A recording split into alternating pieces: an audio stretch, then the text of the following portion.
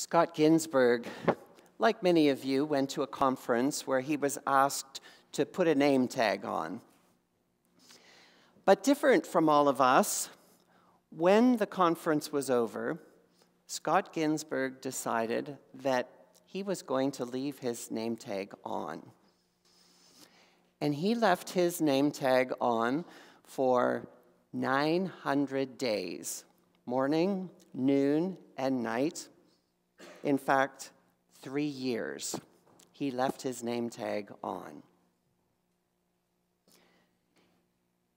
He says that it was an amazing experience, actually, because what would happen, he said on the very first day that he met 20 people that thought that since he had his name right on his shirt, that he was somebody that could be approached and spoken to. And that was only the first day. He says that he was tired of the way that so many people are content to live out their days not knowing any of the people around them, avoiding strangers and just trying to keep a low profile and not talk to people. So by wearing his name tag for 900 days, Scott Ginsburg was saying to people, it's time that we got to know each other. Well, as you heard in that reading from Acts, the early Christians described there, they knew each other. They were not strangers, because as the passage says, they spent a lot of time together every week, not only focusing on God through prayer and scripture and worship, but they also invested a great deal in spending time with each other. It says, eating with one another, caring for one another, laying their lives down for each other, sacrificing one for the other, giving their resources for others. Well, as Jared mentioned earlier, today is the third in our new vision series on, say it with me, growing life together with God. And so we've already done growing and life, and today we're focusing on this together that is an indispensable part of living out Christian faith. So the word that the Bible uses for this kind of together is koinonia. And it's a bond that sometimes is described as fellowship. But that may be a little bit too thin for what's actually described here in the book of Acts. Because fellowship, it sounds like people meeting in a hall over coffee with smiles and pleasant conversation. But this is deep sharing. You know, koinonia is letting people into the messiness of your life and sharing that with other people. And so Edward Bowen suggests that koinonia really, rather than just merely fellowship, which sounds like more of a thin term, he says it's more like a deep term that refers more to a deep sharing. We know each other. We know what's going on, and we are in this together. If we were to be honest with each other, we'd have to say probably that this is quite in contrast to the way that we North Americans live our lives together now, isn't it? It really is. One political scientist says that most North Americans enter into this kind of unspoken contract with the people around them, that it's this agreement that he calls a contract of mutual indifference. Yeah. I won't get in your face and get involved in your life, and I won't expect you to get involved in mine. You know, you stay over there, and I'll stay over here. You give me my space, I'll give you your space. This contract that probably could describe many of the neighborhoods that we live in.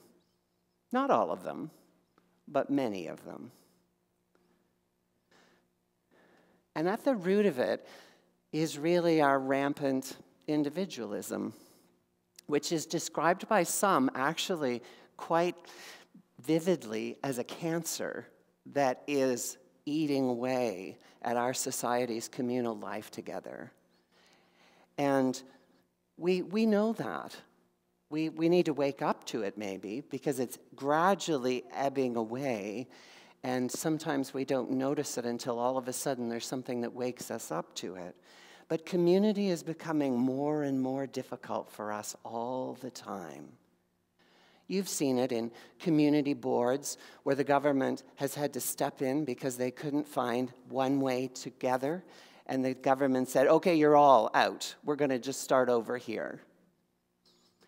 And we see it in our politics as well. You know, there was a time, say in Ottawa, in federal politics, where on their breaks, politicians would go to the dining room together and sit down with people from other parties and people who had vehemently debated with each other upstairs would now sit together as friends downstairs. Something that I understand is a thing of the past. We're having trouble with community these days. And we see it in our, whether it's in our national life together and our emphasis on ego and control and even regionalism, which is much more all about me or all about us here in this part than it is about the common good of how we work together. I mean, you could say in Calgary that there's a sign of vivid community here in this new organization that's called something about the common good for Calgary. I love the title. I think it's a sign of something good that's being birthed here. Peter Block is somebody who's done some consulting work for the city of Calgary. And he's done a lot of study in community, whether it's in civic community or whether it's in church communities as well. And he says that the disintegration of our community relationships is has a direct impact on the escalation of social problems. And so we may think that starting another government program is the answer. He says the real answer is let's start getting to know our neighbors and let's start relating to each other and being caring of each other right in our own neighborhoods where we are. You know, the other thing I think we need to be honest about when we come together as a community like St. Andrew's here on a Sunday morning is that even something like this is being turned into a consumer-driven thing in our society. You know, because people will look for communities like this. Does it have this? Does it have this? We call it church shopping, right? Right.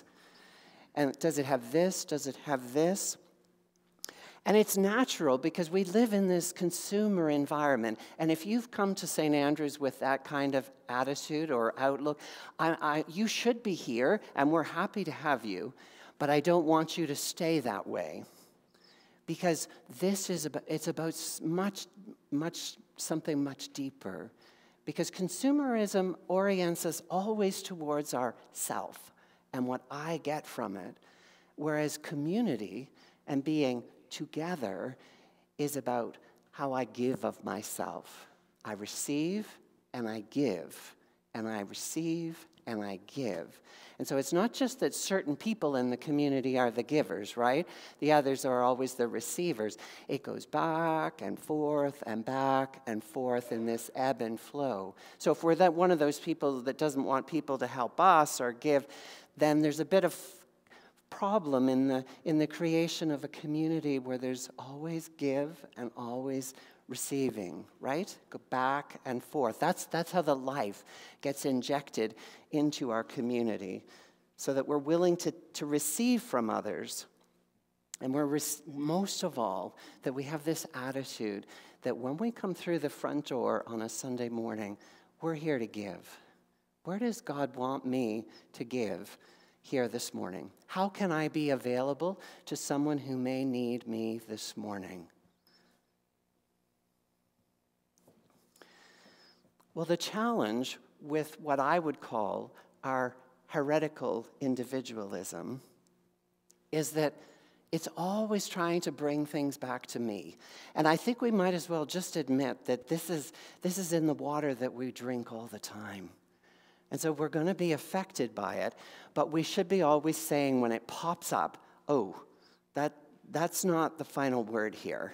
This is the word, this kind of word that brings it always back to me is something I have to start let go of to find a new way. Because as Cuthbert Simpson in the last century said, before the days of inclusive language, you women won't mind this in this quote anyway, but he defines sin as the result of man's fixing of his imagination on himself. Did you hear that? Sin is the result of man's fixing of his imagination on himself, where our dreams are always about me and about what I want and what I can get. In other words, sin is about becoming self-absorbed. Individualism teaches us to trust in ourselves, not God.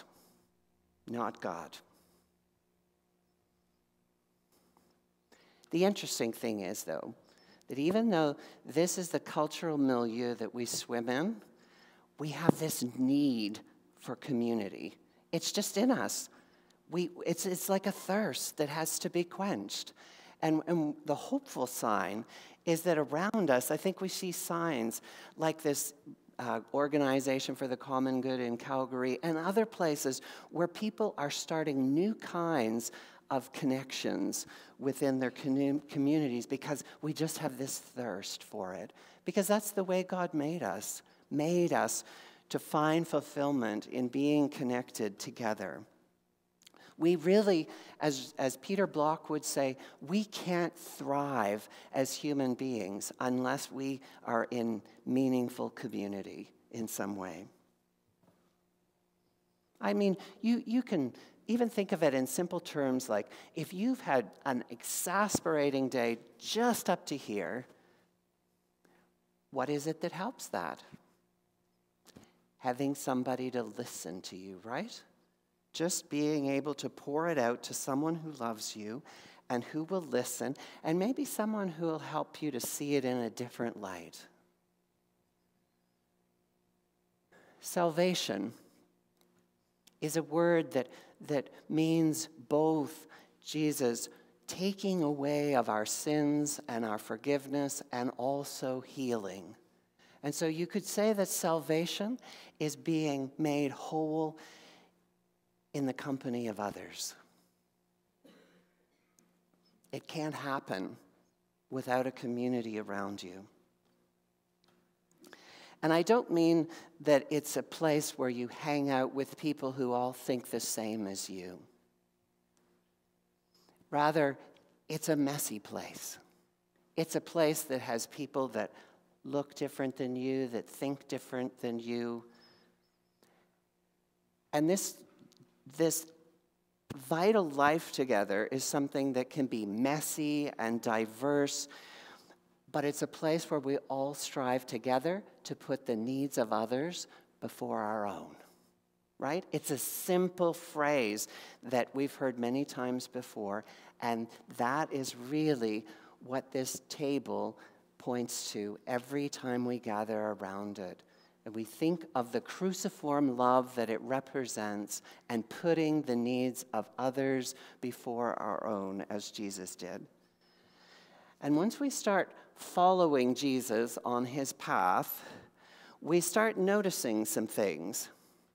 We start noticing needs besides just our own when we stick close to him, because he always leads us to the needs of the lonely, the needs of the tired, the needs of the wounded, the needs of the hurting. Suddenly we are starting to notice. We're starting not just to walk past people, but we're starting to look into their eyes and maybe even see what's deeper behind those eyes, what those eyes are saying. We begin to notice people who are actually quite different from us. And rather than being repulsed by that, we are drawn to it. We're drawn to people of different ethnic backgrounds, different language groups. We're drawn to the poor, to the suffering, to the homeless, to those who have complicated lives, to the unemployed, to the mentally ill. The list goes on. And then, as Jesus always does, he just keeps inviting these people. He's always trying to bring not just some people together, but all people together. And so with us, we start inviting people, introducing them to others. And in Jesus' footsteps, when we follow him, just like some people were repelled by the unexpected things that happened along his way, so there are going to be unexpected surprises. And we start to really enjoy some of those surprises, because sometimes they take down the barriers that have been there and help us to find a new way of being together and eradicate those divisions. So this is the place where we find former foes who can become friends and brothers and sisters, and where people we might have once shunned or avoided can now be considered cherished friends. And then this is the kind of outlook we take into our world to live, in the very places where we live. You see, the really, really radical mark of the early church was the way that it cut across all of the social and ethnic boundaries, from slaves right up to royalty, and brought them together into one unit. This just never happened anyplace else. And so, as Rodney Stark explained, Christianity rose in response to misery, chaos, and brutality in this Greco-Roman situation at the time. And so Christianity made people open to the needs of all people, the needs of their neighbors. And so to cities filled with newcomers and strangers, Christianity brought an immediate basis for attachment, no matter who you were. To cities that were filled with orphans and widows, Christianity brought this new and expanded sense of family and togetherness, where we sacrifice ourselves to serve others. Christianity offered this kind of place to bring people together into one. Because of all of this, churches gained a reputation for being places where they not only created community together, but that they offered themselves in service to others. So when there were plagues and epidemics going on, when everyone was leaving cities, it would be Christians who would be the ones who would be meeting the crowds coming out to go in and to try to offer themselves in service to those who were suffering. So how does this emerge? How does this kind of putting the needs of others before ourselves come to birth in us? Well, if we look at our reformer, John Calvin, he describes it this way. He says, we are really succeeding when, almost forgetting ourselves and putting aside our own thinking, we genuinely try to obey God and God's commandments. So the togetherness of the church becomes essential, because the only way that we can learn how to submit to the will of God, to the way of God, to have our life shaped according to Jesus' way, is by practicing. And we practice that by submitting ourselves to serve others, and maybe even doing some things for others that we might not normally like to do ourselves.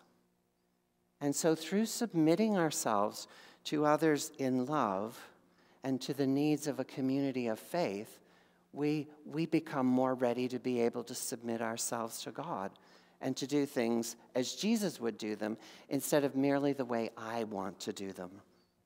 Do you understand what I'm getting at here?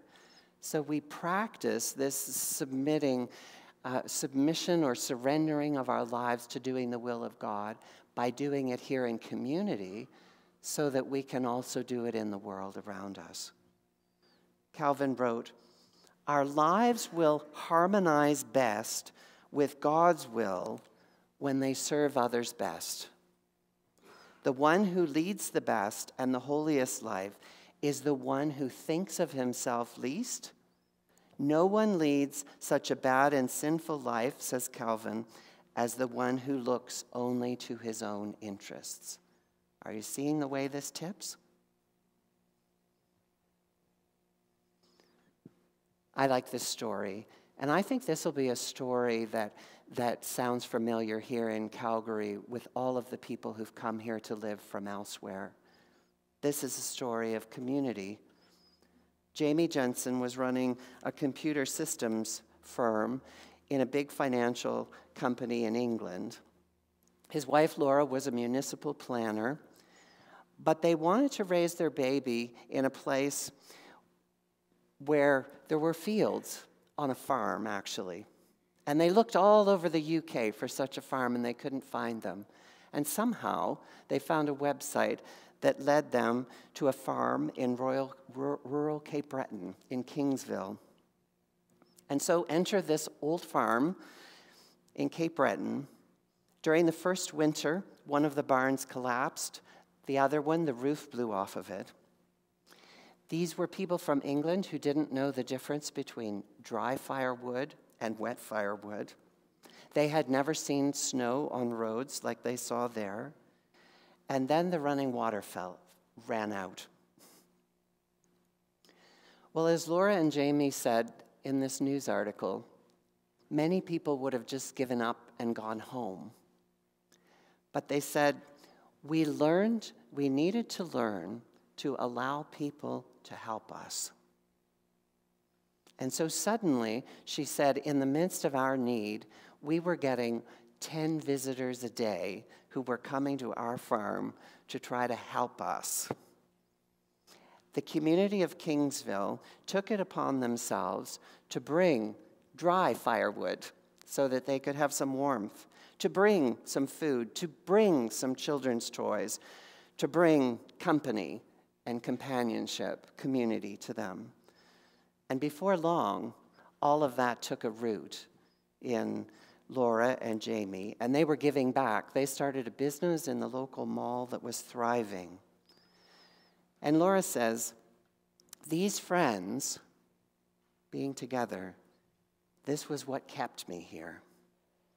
Some of you could probably say the same here when you first moved to Calgary, when you found a community to come alongside you, to help you to adjust to a new kind of place.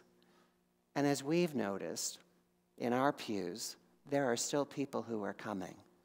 We can still practice being a community, giving and taking and receiving. This is the life that's really life. Amen.